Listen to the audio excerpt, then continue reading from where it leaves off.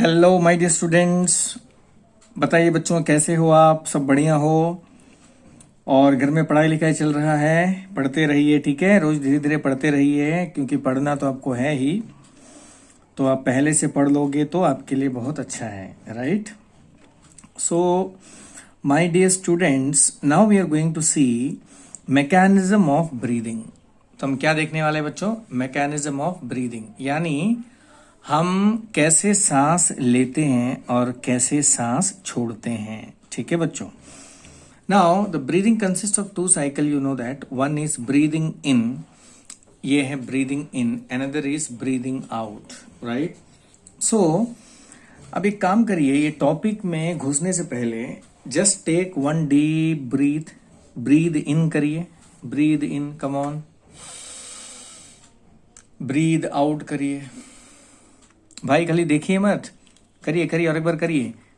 Breathe in करिए, breathe out करिए। Yes. तो बच्चों, जब आप ब्रीद इन करते हो तो क्या होता है बताइए? आपका जो रिब केज है, you know this rib cage moves upward and outward, correct? You may also experience this. So when we breathe in, the, देखिए यहां पे लिखा है, the upward and outward movement of rib cage takes place, as well as below the rib cage a diaphragm is located, okay? And this diaphragm moves downward. तो ये जो diaphragm है बच्चों, ये नीचे चला जाता है, ठीक है?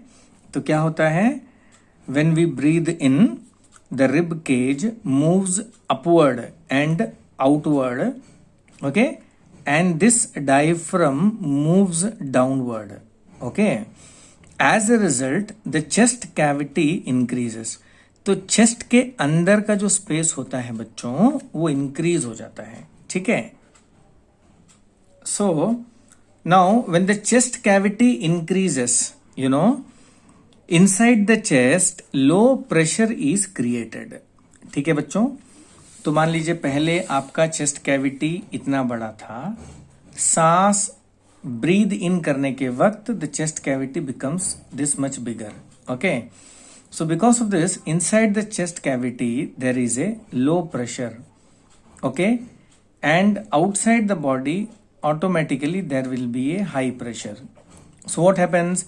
The air enters the lungs, the air enters the lungs through the nostril. आया समझ में बच्चों? आया? तो बाहर में है हाई प्रेशर, आपकी चेस्ट कैविटी के अंदर में है low pressure, as a result air rushes into the lungs. Simple logic, समझ में आ गया बच्चों? Now what happens when we breathe out? अब जब ब्रीद आउट करेंगे तो क्या होगा? चलिए सांस लीजिए एक बार और छोड़िए. So just exactly opposite takes place.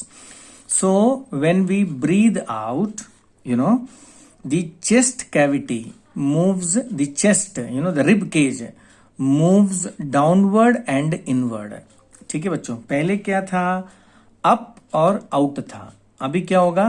Down and in. And also, you know, this diaphragm moves inward. Am I right? So when all this event takes place, what happens to the chest cavity? बताइए अब chest cavity का क्या होगा? The chest cavity reduces, okay? Now when the chest cavity reduces, जब chest cavity को कम कर देंगे तो क्या होगा? अंदर हो जाएगा high pressure and outside there will be low pressure. Is it clear बच्चों? तो inside the chest cavity you have high pressure and outside the nostril you have low pressure. So automatically the air containing carbon dioxide rushes out through the nostril.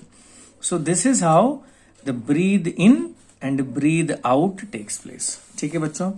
Now next question is, what advantage over an aquatic organism does a terrestrial organism have to obtain oxygen for respiration?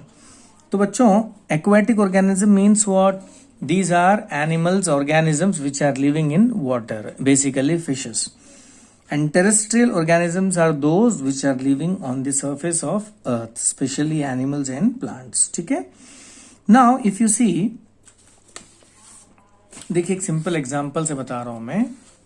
Now suppose this is land. This is land and suppose this is water. ये क्या है बच्चों? Water. And this is air. Okay? बच्चों air में oxygen का जो percentage है it's around suppose 16%. ठीक है बच्चों. Now if you see inside water the concentration of oxygen is still lower. Suppose it may be around 5% to 10%. ठीक है बच्चों. तो what you understood? First the concentration of oxygen in air is more and the concentration of oxygen in water is less. ठीक है बच्चों. यानी पानी के अंदर ऑक्सीजन कम है जबकि हवा में ऑक्सीजन कंपैरेटिवली ज्यादा है. ठीक है बच्चों. So when fishes do one breathing, when they do one breathe in, ध्यान से सुनिए, जब वो एक बार सांस लेते हैं they don't get sufficient oxygen. उनके बॉडी को सफिशिएंट ऑक्सीजन नहीं मिलता है क्योंकि पानी में ही ऑक्सीजन का कॉन्सेंट्रेशन कम होता है. So rather than taking one breathing they take many breathings. They take 3-4 breathings to complete their oxygen requirement. Okay, so that is why we see that in aquatic animals the breathing rate is faster. ठीक है बच्चों. तो बड़ा simple है. तो क्या बोलेंगे? In aquatic organisms find harder to perform respiration breathing over terrestrial organism because the amount of oxygen present in water is low as compared to the amount of oxygen in air. समझ में आ गया ना बच्चों? So the amount of oxygen in water is less as compared to the amount of oxygen in air. So aquatic organisms breathing rate is faster. So they breathe many times. वो बार बार सांस लेते हैं, जल्दी जल्दी सांस लेते हैं ताकि उनको सफिशिएंट ऑक्सीजन मिल सके. So that they get sufficient amount of oxygen required for their survival. Is it clear? तो बच्चों बस ये वीडियो छोटा रहेगा जिसमें मैंने आपको मैकेनिज्म ऑफ ब्रीदिंग समझाया, ब्रीद इन और ब्रीद आउट, और मैंने ये बताया कि why aquatic animals breathing rate is faster. Okay, so we will meet next class and that's all for today's class.